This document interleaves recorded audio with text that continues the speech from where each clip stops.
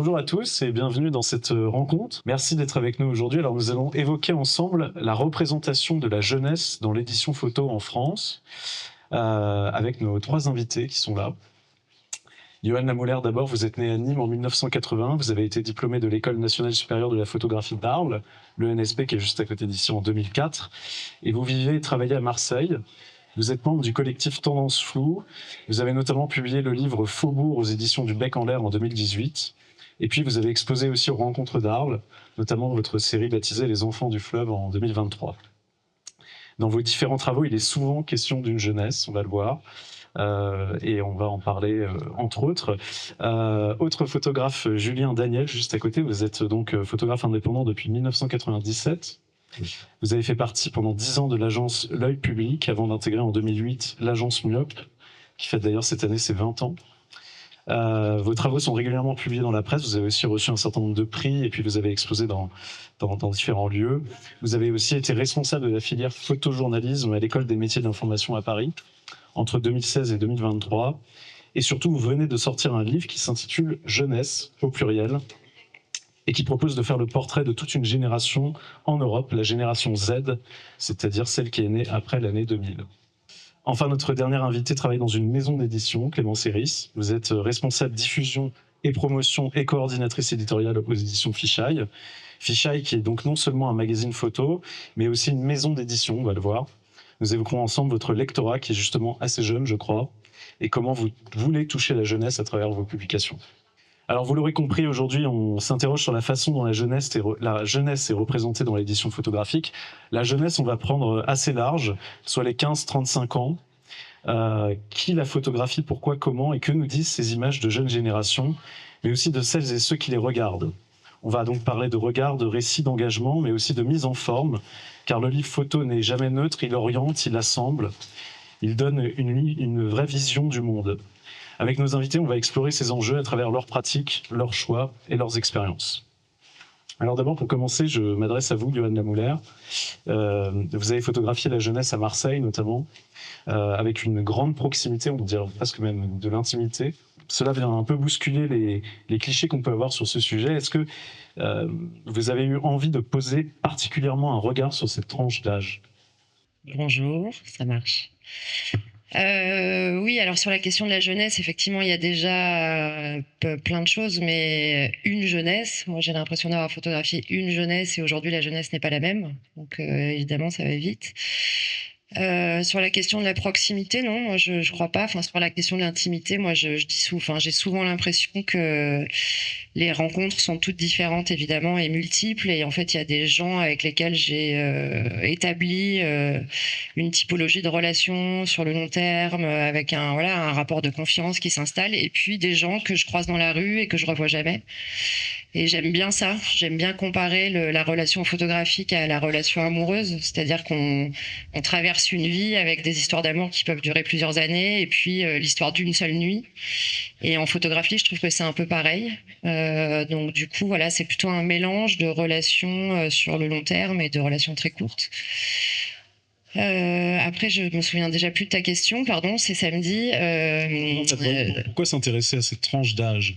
Ah oui, alors par rapport à Marseille, parce que je pense que moi, dans le travail que j'ai mené à Marseille, c'était aussi une recherche sur ma propre génération et mon enfance et le rapport, en fait, le lien au quartier. Et donc du coup, je me suis peut-être interrogée sur moi, quel lien j'avais à mon quartier à cet âge-là. Et donc, j'ai choisi de définir la temporalité de la jeunesse, ou en tout cas, je me suis demandé, au moment de la grande commande photographique sur la jeunesse en France, qu'est-ce que la jeunesse en France, qui était une question que le CNAP nous avait posée en 2017, je crois. Donc, du coup, j'ai commencé à travailler sur, effectivement, ce moment où on sort de l'adolescence, et je me suis arrêtée au moment où on a nos propres enfants. C'est-à-dire que les dernières personnes, les personnes les plus âgées que j'ai photographiées étaient des jeunes parents, en fait. Et donc, voilà, j'ai photographié des jeunes parce que je me suis interrogée sur qu'est-ce que la banlieue en France. Et effectivement, la banlieue en France est aussi quelque chose qui a peu changé, peu évolué dans sa représentation, dans ses problématiques, dans son rapport sociologique, politique, aux politiques. Donc, je me suis demandé ce que j'étais moi comme adolescente, en fait, je pense. Donc c'est un peu vous aussi au travers de ces portraits, on pourrait dire. Oui, d'ailleurs, parce que j'ai triché, il y a des images que j'ai faites dans mon propre quartier à Nîmes et pas forcément à Marseille. Aussi parce que j'ai voulu rendre Marseille plus universelle que ce qu'elle l'était. Quand on a fait le livre avec Fabienne, le livre Faubourg, c'est un livre un peu particulier puisque c'est un livre qui est sorti juste avant les effondrements de la rue d'Aubagne. Donc je pratiquais une photographie qui n'était pas la même que celle que je pratique aujourd'hui. C'était une photographie plus documentaire, plus puriste dans le sens documentaire du terme. Et effectivement, après les effondrements de la rue d'Aubagne, j'ai vécu comme une forme de libération photographique où j'ai eu besoin de mentir et d'élargir mon champ d'action, de plus se mettre en scène, de travestir la réalité pour exprimer des choses sur Marseille que je voyais plus forcément dans la rue, et aussi pour répondre à l'assassinat politique qui a été opéré par l'ère Gaudin à Marseille. Et donc j'ai effectivement même fait des photos dans d'autres villes en mentant et en disant que je les avais, enfin en prétextant que je les avais fait à Marseille parce que je suis allée chercher des réponses ailleurs. Mais je pense pas être dans le même cas que Julien. Je n'ai pas forcément une obsession sur la jeunesse. Je pense que c'est un moyen, mais c'était pas vraiment. Alors moi, j'ai des contraintes techniques avec mon Rolleiflex, c'est-à-dire qu'il y a des choses que je ne peux pas faire parce que mon boîtier déclenche au maximum au 500e de seconde, donc je peux assez peu photographier les gens chez eux ou photographier la nuit. Mais par contre, je me suis jamais interdit de photographier des gens plus âgés ou plus jeunes. Enfin voilà, il se trouve qu'effectivement, c'est la jeunesse parce que je me posais ces questions-là sur ma ville et sur moi-même. Mais c'est aussi la jeunesse peut-être parce que vous photographiez beaucoup dans la rue. Et c'est une jeunesse qui vit aussi dehors, non on peut dire ça ou pas ou... Bah, tout le monde vit dehors. L'espace public est un espace effectivement qui transcende et qui raconte énormément de choses dans tout l'espace méditerranéen, mais pas forcément uniquement la jeunesse. Effectivement, moi, c'est quelque chose qui m'intéresse parce que je pense que c'est aussi voilà, j'aime pas trop photographier les gens en peignoir chez eux quand la colonne vertébrale est assez molle. Je préfère photographier les gens quand ils sont en représentation et quand il y a un rapport à l'extériorité. Donc effectivement dehors. Mais bon, bref, je suis désolée, mais pas particulièrement sur la jeunesse. Non, mais très bien. Julien Daniel, vous venez de publier donc Jeunesse aux éditions de Juillet, un projet au long cours. Qu'est-ce qui a motivé ce travail autour de la jeunesse ? Plusieurs choses ont motivé ce travail. D'abord, le choix de la tranche d'âge. Cette génération Z, c'est la génération de mes enfants. C'est-à-dire ceux qui sont nés autour de l'an 2000 et qui ont eu 20 ans en 2020. Alors j'insiste sur les 20 ans en 2020 parce que 2020 pour nous tous, ça reste marqué par la crise du Covid. En tant que parent, j'ai pu voir que mes enfants, qui avaient donc la vingtaine, étaient particulièrement affectés par ce moment-là. Ma fille n'a pas pu passer son bac, certains diraient tant mieux, mais bon, je pense que c'est quand même un truc symbolique qui a un peu manqué. Ils ont été privés de relations sociales pendant un certain temps, etc. Donc je me suis interrogé sur qu'est-ce que c'était qu'en gros que d'avoir 20 ans en 2020 dans cette société-là. Mais le travail avait commencé un poil avant, puisque le premier chapitre de mon livre, qui en comporte 5, est consacré à la jeunesse moscovite. Et ma question était à ce moment-là, sans savoir que ça allait être le début d'un travail qui ferait l'objet de ce livre, j'étais revenu, je fais une petite parenthèse, mais j'étais revenu à Moscou en 2019, une première fois, pratiquement 20 ans après un gros travail que j'avais mené là-bas, qui est au tout début de ma carrière, en quête d'inspiration, enfin de renouveau, de rebond un petit peu. Et j'avais été très déçu lors de ce retour à Moscou parce que tout d'un coup, cette ville qui m'avait tellement inspiré autrefois m'inspirait plus du tout. Je me dis, soit tout a changé, soit c'est moi qui ai complètement changé en 20 ans, parce que les deux sont possibles. Et j'ai réalisé en repartant que la seule chose qui n'avait pas changé, c'est que Poutine était toujours au pouvoir. Et là, je me suis dit, il y a peut-être un truc à faire avec ça. Travailler à la fois sur ces jeunes qui avaient l'âge de mes enfants, qui avaient du coup l'âge de mes premières photos à Moscou, et qui avaient l'âge aussi de n'avoir connu que Poutine à la tête de leur pays. Et donc, j'ai fait un premier travail là-dessus, et je me suis rendu compte que c'était pas un cas isolé. Il y avait d'autres pays comme ça dans lesquels les jeunes avaient grandi en ne connaissant qu'une seule figure politique qui avait, monopolisé le pouvoir pendant 20 ans. Et donc, c'était le point de départ du livre, et ça s'est décliné entre 2020 et 2023. Vous êtes allé dans différents pays? Ouais, je suis allé ensuite en Allemagne, parce que ça m'intéressait d'avoir aussi une vraie démocratie, mais une démocratie qui a quand même eu à sa tête pendant 16 ans la figure de Merkel. Ensuite en Turquie, qui est une démocratie vacillante un petit peu. On est un peu dans l'étape d'avant la Russie. Au Rwanda ensuite, puis en Israël, qui est également une démocratie, mais qui a vu la figure de Netanyahou, toujours au pouvoir, quasiment omniprésente à travers différentes coalitions politiques depuis 25 ans. Est-ce que vous avez appris des choses au contact de cette jeunesse? C'était passionnant. Alors, j'ai mené un travail de photographe, mais un travail aussi d'intervieweur, puisque j'ai posé à chaque fois une vingtaine de questions qui partaient des choses de l'ordre de l'état civil pour arriver vers des considérations beaucoup plus politiques et sociales. Et donc, j'ai emmagasiné des heures et des heures d'interviews, dont j'ai gardé dans le livre quelques extraits. Je sais pas, c'était passionnant d'avoir cette discussion et de savoir qu'est-ce que pensait cette jeunesse, non seulement de ces figures politiques, mais de la vie qu'elles avaient, que ces personnes avaient dans leurs pays respectifs.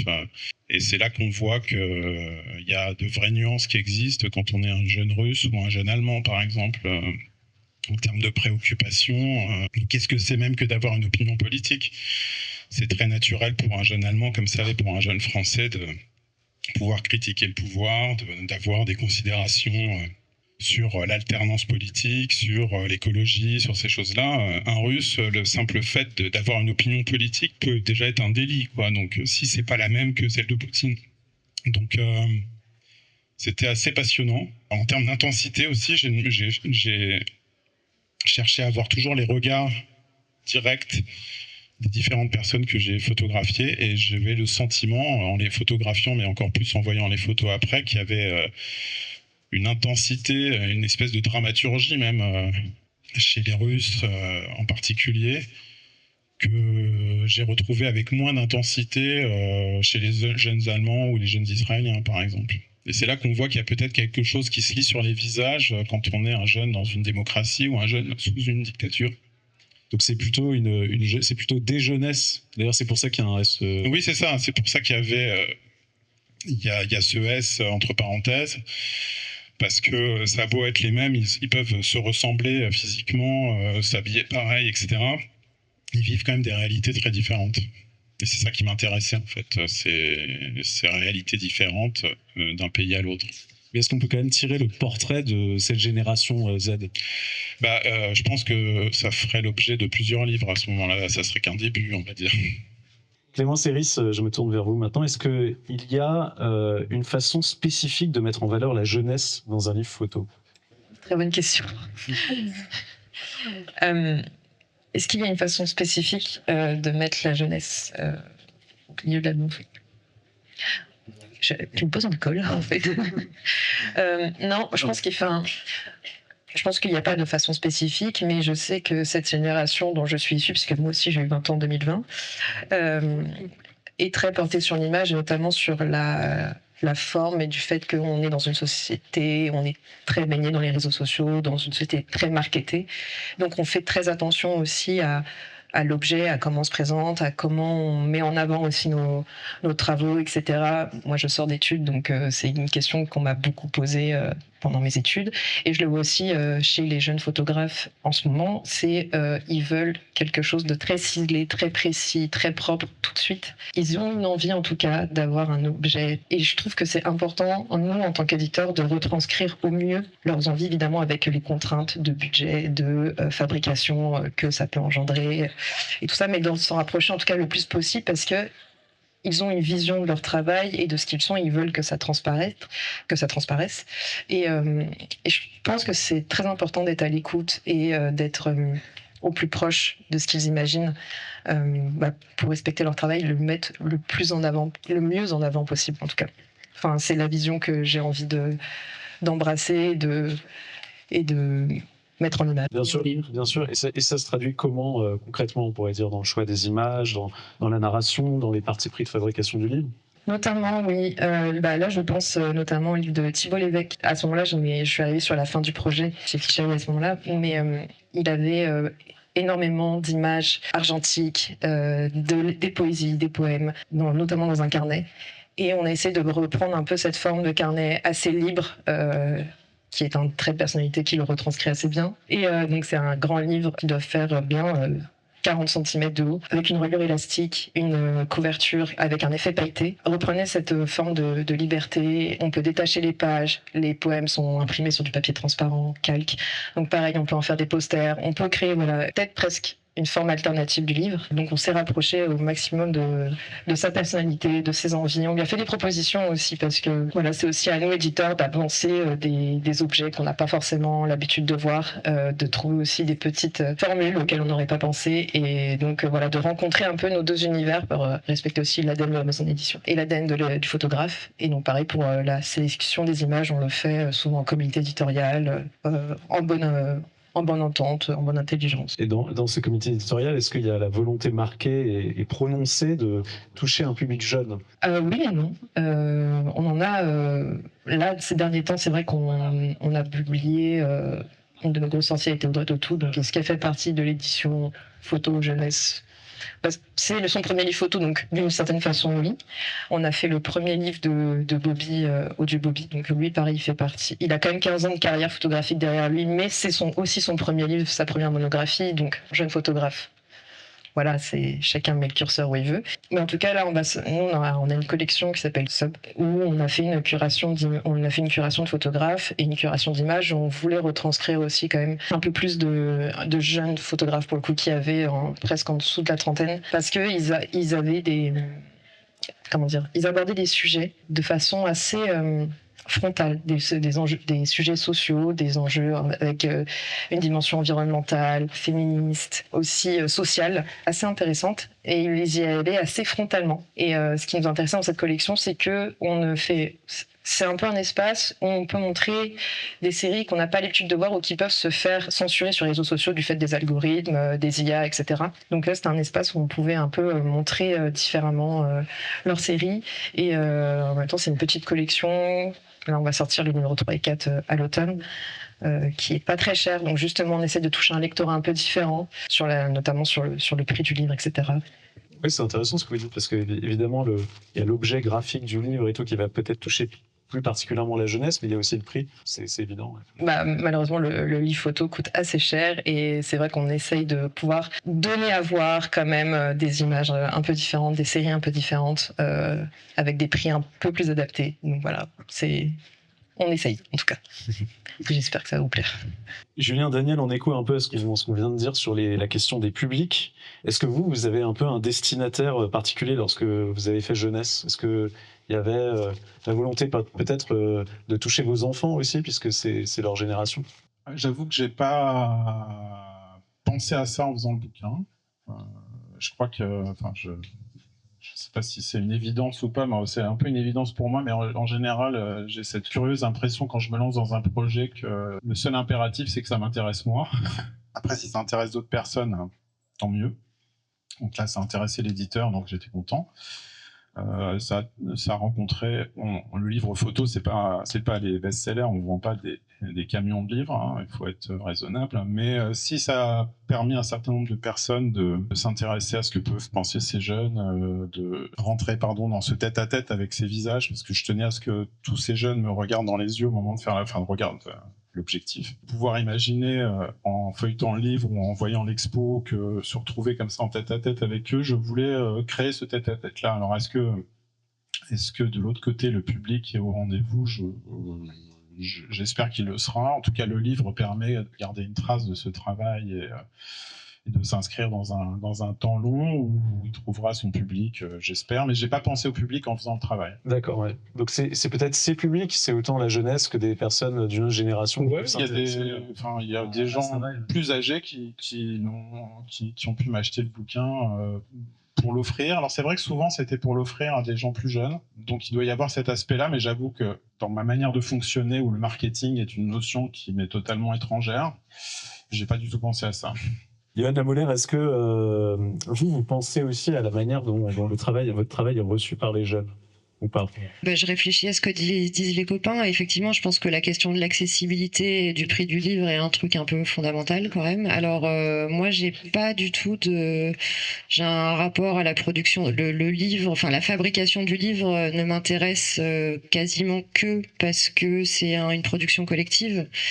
On arrive à... Enfin, moi, je suis assez passionnée par l'impression. Donc, voilà, j'adore travailler avec des graphistes, des photograveurs, avec toute une équipe avec laquelle j'ai du plaisir à échanger, mais j'ai un rapport un peu particulier à la possession du livre. En tout cas, cette possession m'intéresse peu. J'ai assez peu de bouquins photos chez moi. S'ils sont là, c'est bien. S'ils sont pas là, c'est ok aussi.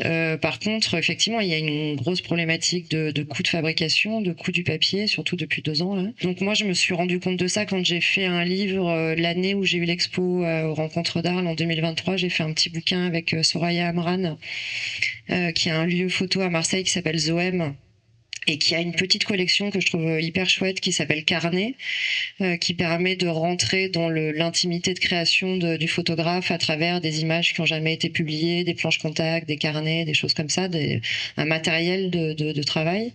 Et en fait, c'est des bouquins qui coûtent 20 balles. Et là, effectivement, sur les tables de signature, je me suis retrouvée avec un public totalement différent.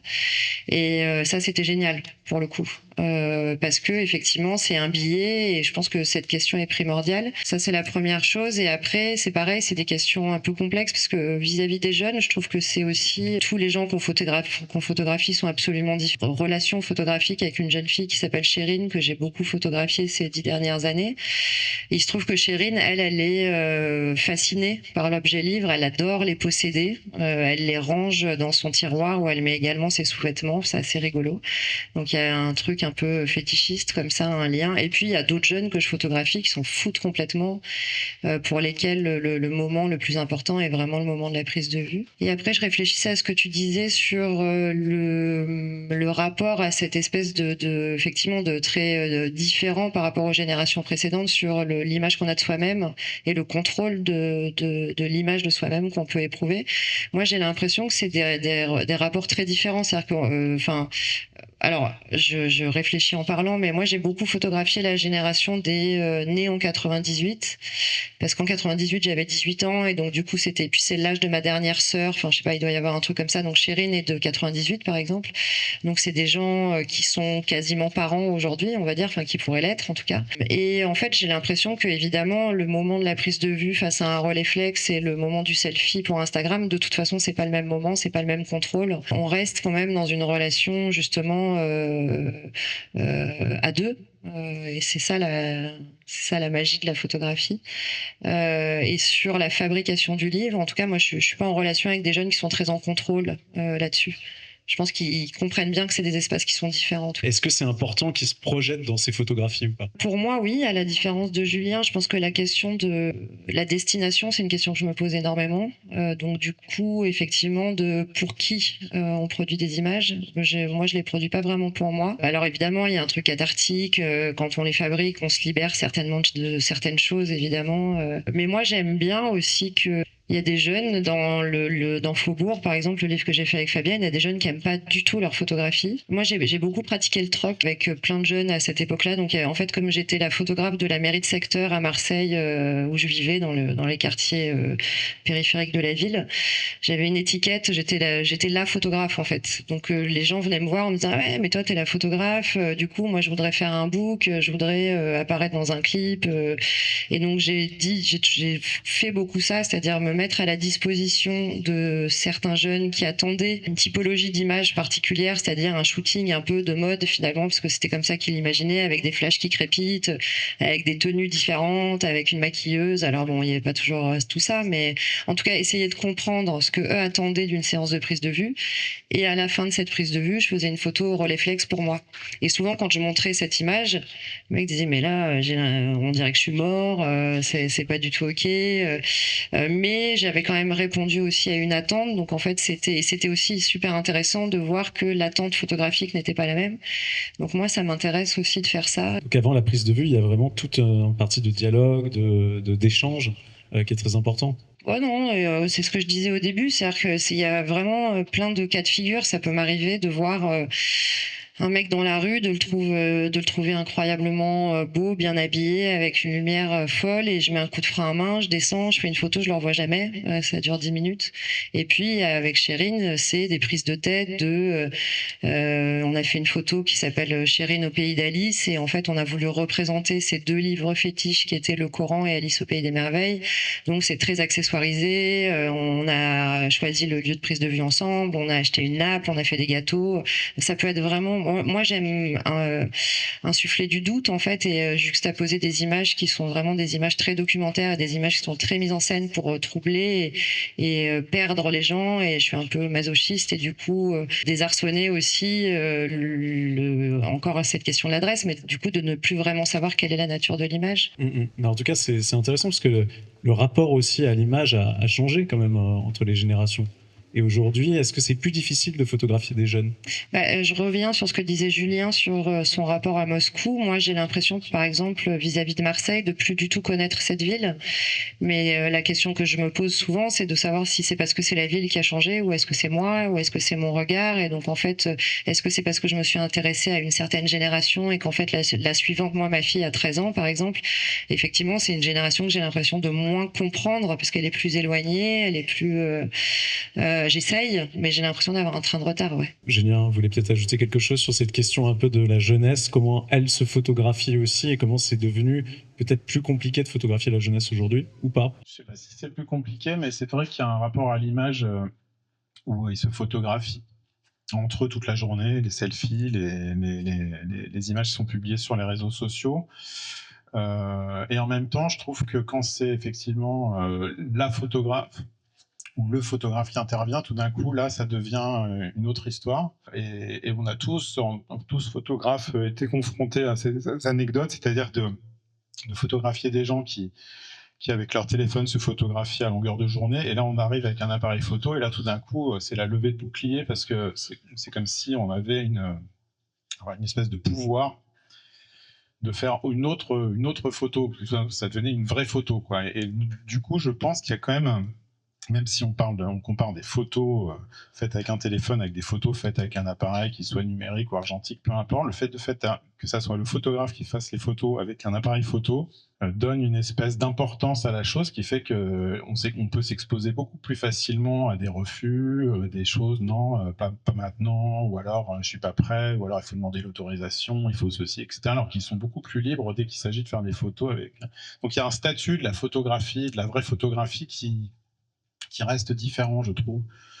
Et moi, j'ai réfléchi à cette question parce que dans le prochain projet sur lequel je veux travailler, je voudrais justement faire coexister, alors évidemment dans un projet de livre à venir, les photos que j'aurais fait d'un certain nombre de personnes avec les photos qu'ils font eux-mêmes et qui partagent sur leurs réseaux sociaux pour comparer la manière dont je les vois moi et dont je les montre, et la manière dont ils se montrent eux-mêmes et dont ils se mettent eux-mêmes en scène. Et ça, c'est une question qui m'intéresse. Oui, c'est très intéressant, effectivement, de tenter de faire une sorte de comparaison de ces deux types de photographies. Il y a une vraie mise en scène. Je pense à un truc, parce que mon prochain projet sera probablement aux États-Unis, puisque c'est là-dessus que je travaille. Sur les rituels de passage à l'âge adulte. Je suis sur les réseaux sociaux, par exemple, ma nièce et mon neveu qui sont nés là-bas, qui sont donc des petits Américains. Et c'est incroyable de voir à quel point c'est codifié, ce type de photo. Je prends le mur Instagram de ma nièce, elle va être sur toutes les photos avec le même sourire, la même pose quasiment, le même... en randonnion avec ses copines, et c'est très très balisé, beaucoup plus que si moi je voulais faire une série hyper formelle. Ça, c'est incroyable, quoi. C'est le pied posé comme ça, le regard tourné ici, le sourire comme ci. Et ça m'intéresse de piocher dans cette masse de photos pour les comparer avec ce que je ferais moi, qui sera forcément différent. Clémence Iris, est-ce qu'il y a chez Fisheye une volonté de mettre en avant, on pourrait dire, une jeunesse engagée? Je pense que c'est nécessaire de mettre en avant cette jeunesse engagée. Quand on voit un peu tout ce qui se passe en ce moment, on sent qu'il y a une fracture aussi entre les générations, que cette génération qui s'exprime notamment beaucoup sur les réseaux sociaux a besoin en fait enfin pas que sur les réseaux sociaux d'ailleurs, à travers les appareils photo, puisqu'on est entre photographes, a besoin en fait de s'exprimer et de communiquer aussi. J'ai pas envie de dire un certain mal-être, mais de communiquer une importance, de s'engager, de voir les choses et de prendre en main certains sujets. Et j'ai oublié ta question. Si c'était important de mettre en avant une jeunesse engagée. Oui, c'est important, et puis parce que aussi ça confronte les regards, les points de vue. On peut même créer comme ça on crée du lien en fait, et on trouve des solutions, d'autres manières de voir, des façons de faire aussi avec plus de sagesse, avec qui permettent de tempérer aussi par moments certaines émotions que nous on peut, moi quand je dis nous, c'est ma génération Z, qu'on peut avoir, et que qui peuvent submerger de par la peur aussi de ce qui se passe autour de nous. Donc oui, c'est important de la mettre en avant, c'est important de la confronter aussi à d'autres regards, et de surtout créer des conversations. Voilà, moi c'est comme ça aussi qu'on va faire avancer les choses, qu'on va pousser les séries photographiques, qu'on va pousser les propos. Et vous qui êtes de cette génération Z, justement, vous diriez quoi sur le fait de se retrouver photographié? C'est quelque chose le rapport à l'image a changé entre les générations? Du fait de l'omniprésence de l'image, elle a forcément changé. Et du fait aussi que, comme l'image est beaucoup plus présente, chacun a un peu plus son mot à dire sur l'image de l'autre aussi, on le voit beaucoup sur les réseaux, engrange aussi beaucoup de harcèlement, etc. C'est pour ça aussi qu'on regarde beaucoup, qu'on fait attention à ce qu'on poste, ou alors on a chacun. Je sais que peut-être vos nièces ou vos enfants ont 2 comptes Instagram, un public, un privé, un où ils publient pas, un où ils publient, où ils font très attention à qui regarde aussi. On fait très attention parce qu'on sait justement comment les gens nous perçoivent, parce qu'en fait on fait la même chose, on fonctionne en miroir. Voilà. Julien, Daniel, vous, dans le cadre du projet jeunesse, est-ce que il y a une volonté chez les jeunes que vous avez photographiés d'être regardés autrement aussi, ou pas? Quand ils posaient pour vous, ça se passait comment? C'est-à-dire est-ce qu'il y avait presque une participation à un projet de montrer la jeunesse qui représente finalement? Il faut un peu de temps pour réfléchir à cette question, parce que je réfléchis au processus qui a mené à ces photos, qui était strictement le même pour l'ensemble des portraits que j'ai faits. J'ai toujours commencé par interviewer. Donc on passait 20 minutes, une demi-heure ou plus, quand certains avaient beaucoup de choses à dire, à discuter, à traduire aussi, parce que j'avais besoin souvent d'un interprète. Et une fois que l'interview était finie, j'avais entre-temps repéré je sais pas, un arrière-plan, un mur, un arbre, une lumière, un endroit. Je faisais poser la personne en lui donnant une seule consigne, qui était de me regarder l'objectif. C'est la seule chose que je donnais.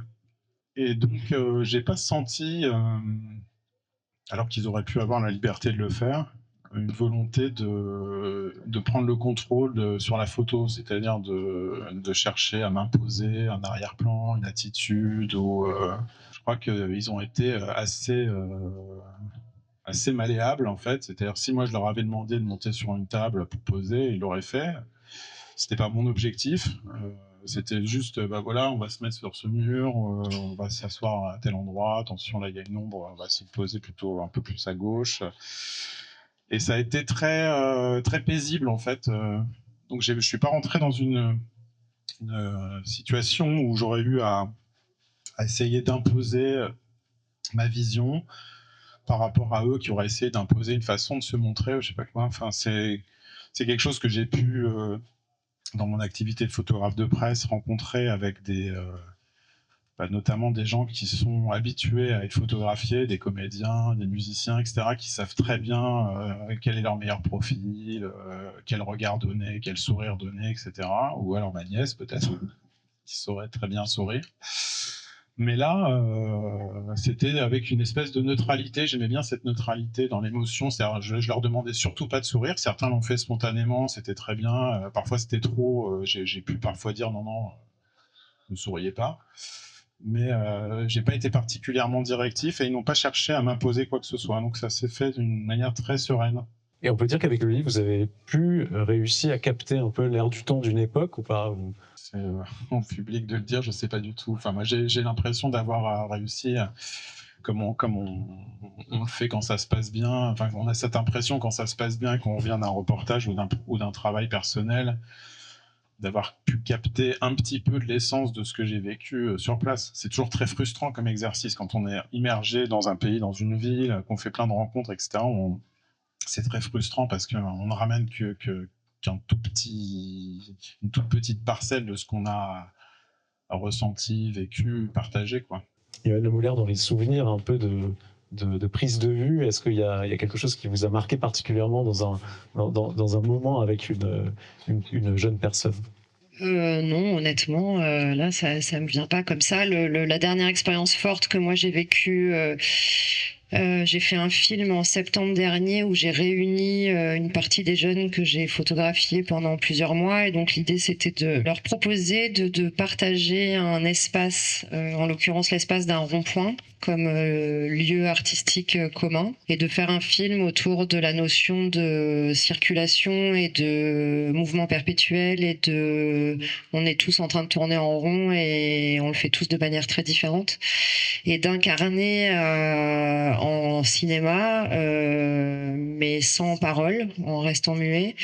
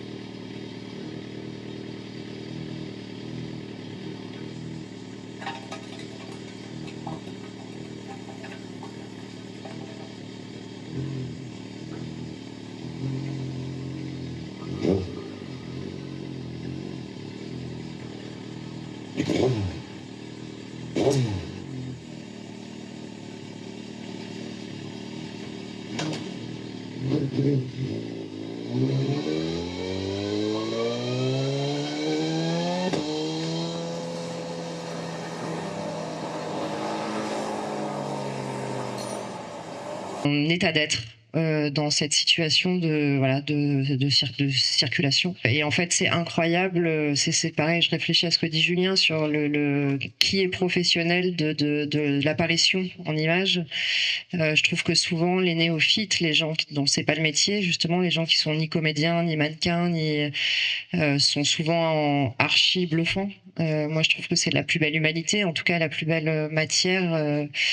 Et je suis souvent troublée. Alors après, évidemment, il y a la question de la légitimité de ce que nous, en tant que photographes, on leur donne. En fait, moi, j'ai souvent l'impression j'ai été élevée par un photographe qui s'appelle Gilles Favier, qui nous a toujours dit que la photographie n'est qu'un morceau de papier, qui permet aussi de relativiser notre rôle. Et c'est assez paradoxal avec ce que ces jeunes nous renvoient. Je trouve que souvent, c'est eux qui développent sur pourquoi ce métier a encore une existence propre et une justification. Je pense que je reviens à ce que tu disais aussi. La photographie, c'est aussi donner la possibilité à quelqu'un de pouvoir exister. C'est ça qui est ouf quand on le fait avec des jeunes, c'est qu'en fait, ils ont une vraie putain de volonté d'exister. C'est une matière qui est aussi, je pense que pourquoi photographier la jeunesse, si on tourne autour de cette question, c'est aussi parce que c'est une période qui est évidemment accidentée, mais aussi avec cette espèce de tension organique primaire de vouloir être là, en fait. Et c'est un cadeau pour un photographe. C'est ça, c'est très beau à capter, quoi. Mais j'ai pas une anecdote. Je pense que toutes les rencontres sont sont fortes. Là, il y a aussi des rencontres qui sont incroyables et où l'image n'est pas là. Moi, j'adore aussi. Je pense qu'en France, on a un gros problème sur cette question de l'échec. Qu'est-ce que c'est qu'un échec photographique? Moi, il y a des photos que j'ai refaites 12 fois. Et peut-être que la photo qui reste, je pense par exemple à une photo d'un garçon qui s'appelle Abdou, qui est un garçon que j'ai photographié avec un tutu de danse à Languille sur un scooter. Voilà, en fait, c'était pas du tout la photo escomptée au départ. J'avais envie de raconter l'espèce de parade nuptiale quand les garçons font des roues arrière en moto dans les quartiers. Et donc c'était avant MeToo. C'est une photo qui date de 2017 et j'ai mis beaucoup de temps à trouver un garçon qui était ok pour porter un tutu, qui avait un scooter, etc., etc. Et quand j'ai enfin trouvé le casting parfait, il s'est mis à pleuvoir et donc la roue arrière c'était pas possible parce que j'avais peur qu'il se blesse et j'étais comme une espèce de banane avec mon appareil photo, mon réflexe en me disant merde mais qu'est-ce que je vais lui faire.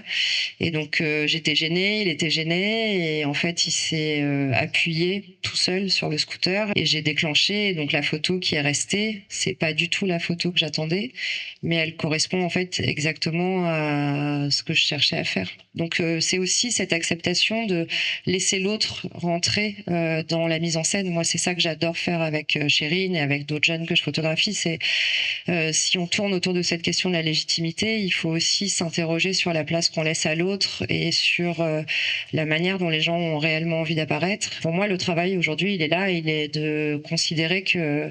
Moi, je trouve que c'est un peu une sorte de sainte trinité qui a en fait l'espace dans lequel on évolue, donc la ville, le quartier, la campagne, peu importe l'espace, quel qu'il soit, le photographe et la personne photographiée. Et moi, j'adore en fait laisser de plus en plus de place. Je pense à une autre photo que j'ai faite de pied avec des claquettes chaussettes, avec des piments qui sont disposés autour des claquettes chaussettes. Quand j'ai voulu faire cette photo, c'était vraiment pour parler du côté torride de la ville en été. Et en fait, quand j'ai fait la photo, le mec me dit putain, mais ouais, en fait là, mais c'est mes tongs, mes claquettes, c'est des claquettes Nike, donc ça reprend exactement la forme des piments. Et il a commencé à glisser des liasses de 50 € dans ses chaussettes parce qu'il trouvait ça génial. Et en fait, je trouve que c'est bien aussi de dire ah ouais, bah en fait c'est l'image, c'est celle-là parce que c'est la nôtre. Et c'est plus facile de le faire avec des jeunes, ces moitié mise en scène, voilà, enfin. Non, je crois pas. Moi, je travaille beaucoup en EHPAD avec un metteur en scène qui s'appelle Mohamed El Khatib et on rigole beaucoup avec les vieux aussi. Donc non, je pense pas du tout que ce soit plus facile avec les jeunes. C'est facile avec les gens qui sont ok pour bosser là-dessus. Mais... Merci beaucoup, merci pour cet échange. Est-ce que vous avez des questions dans le public? Nous pouvons prendre quelques questions. Ah si?